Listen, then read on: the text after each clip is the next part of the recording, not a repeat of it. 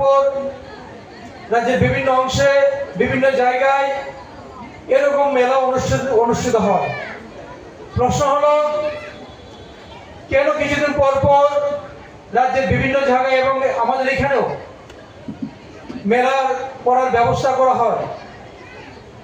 আমরা যারা আর্টিজানরা আছে বা যারা নিজেরা বিভিন্ন দ্রব্যাদি তৈরি করি, সেগুলিকে বাজারজাত করার জন্য রাজ্য সরকার, কেন্দ্রীয় সরকার বিভিন্ন সময় বিভিন্নভাবে বিভিন্ন জায়গায় এই মেলাগুলির আয়োজন করে থাকেন।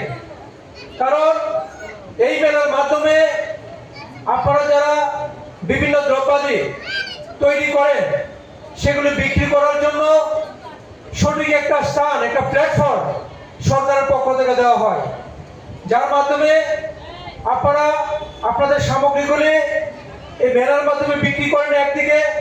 অন্যদিকে আমাদের মাননীয় প্রধানমন্ত্রী যেটা সবসময় বলে থাকেন যে দেশের যতক্ষণ না পর্যন্ত আমাদের মায়েরা অর্থনৈতিকভাবে নিজেদেরকে দাঁড় করাতে পারবেন, অর্থাৎ নিজেরা নিজের অর্থনৈতিক ভিত্তি সঠিকভাবে গড়ে তুলতে না পারবেন, ততক্ষণ পর্যন্ত আমাদের এলাকা, রাজ্য, সমাজ, দেশ শক্তিশালী হতে পারে না।